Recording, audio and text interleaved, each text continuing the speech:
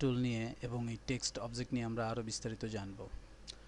আমরা এর আগেই আমাদের ডিজাইনে ফ্লাওয়ার নামে একটি লেখা তৈরি করেছি এই টাইপ টুল ব্যবহার করে, এবং এই লেয়ারটির দিকে যদি আমরা লক্ষ্য করি আমরা দেখব লেয়ারটির পাশে একটি টি দেওয়া আছে। এর অর্থ হচ্ছে এটি একটি টাইপ লেয়ার।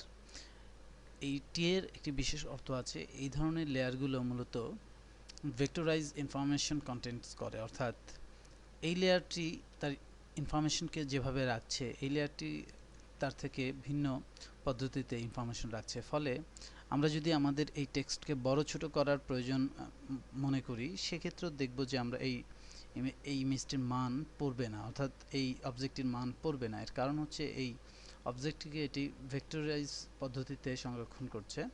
উদাহরণস্বরূপ আমি এই ফ্লাওয়ারের যে ফন্টের সাইজ সেটি বাড়াবো। সুতরাং আমার এখানে টাইপ লেয়ারটি নির্বাচন করার পর আমরা এখানে যে ফন্ট সাইজ রয়েছে সেই ফন্ট সাইজে এসে আমরা এটি বাড়িয়ে দিচ্ছি। লক্ষ্য করুন এটি বড় করার পরও এটি কিন্তু ফাটছে না, অর্থাৎ এটিকে আমরা যত বড়ই করি এটি তার যে ভেক্টর ইনফরমেশন রয়েছে, তার ফন্ট বেসড যে ভেক্টর ইনফরমেশন সেভাবেই অর্থাৎ এটি বড় হচ্ছে। অর্থাৎ এটি মূলত এই টাইপ অবজেক্টটিকে ভেঙে দিচ্ছে না বা টাইপ অবজেক্টটিকে ইমেজ আকারে নিচ্ছে না, এটিকে টাইপ বা টেক্সট আকারেই নিচ্ছে। ফলে আমরা একে যখন বড় ছোট করতে যাচ্ছি সে তার মান অক্ষুণ্ণ রেখেই বড় ছোট হচ্ছে। লক্ষ্য করুন এবার আমি এটিকে আবার ছোট করছি।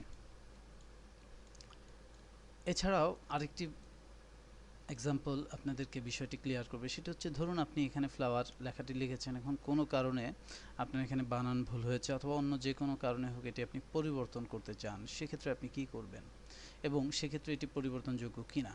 যদি এটিকে ইমেজ আকারে এখানে বসানো হতো তাহলে সেই সুবিধাটা আমরা পেতাম না, কিন্তু যেহেতু এটি টেক্সট আকারে এখানে রয়েছে সুতরাং আমরা এটি এডিট করতে পারবো। এই ইমেজে আমরা সেই ধরনের কোনো এডিট করতে পারবো না, বা এটাকেও যদি আমরা ইমেজ আকারে কনভার্ট করে নিতাম সেক্ষেত্রে আমরা আর এখানে সেই এডিটিংটা করতে পারতাম না। কিন্তু যেহেতু এটি এখনও টাইপড লেয়ারই রয়েছে এবং টাইপে আছে, সুতরাং আমরা এখানে এটি খুব সহজেই টাইপ টুল নির্বাচন করে আমরা এর মধ্যে যে কোনো একটি জায়গাতে মাউসের ক্লিক করে আমরা এটিকে এডিটেবল করতে পারি। অর্থাৎ আমরা চাইলে এখন এখানে কিছু লিখতে পারি বা পরিবর্তন করতে পারি, এবং পরিবর্তন শেষে আমরা কিবোর্ডের নিউমেরিক কিপ্যাডের ডান দিকে যে এন্টার রয়েছে সেটি চেপে অথবা এই টিক চিহ্ন চেপে পরিবর্তনটি চূড়ান্ত করতে পারি। যাই হোক, আমি এখানে ফন্টের সাইজটা আরও একটু ছোট করতে চাচ্ছি। এবার আমি ফন্টের কালার নিয়ে কাজ করব। আমরা আগেই জেনেছি যে ফন্ট কালারটি এখানে প্রদর্শিত হয়। আপনার যদি অন্য কোনো টুল নির্বাচিত থাকে তাহলে কিন্তু আপনি এই টাইপ টুলের যে ফন্ট সেটি খুঁজে পাবেন না। আপনাকে এজন্য যেটি করতে হবে এই টাইপ টুলটি নির্বাচন করতে হবে এবং এখান থেকে আপনার ফন্টের কালার নির্বাচন করতে হবে। এখানে ক্লিক করলে একটি কালার পিকার উইন্ডো আসবে, যেখান থেকে আপনি আপনার প্রত্যাশিত কালার নির্বাচিত করে দিতে পারেন। লক্ষ্য করুন আমরা যে কালারটি নির্বাচন করব সেটি এখানে নির্বাচিত হবে।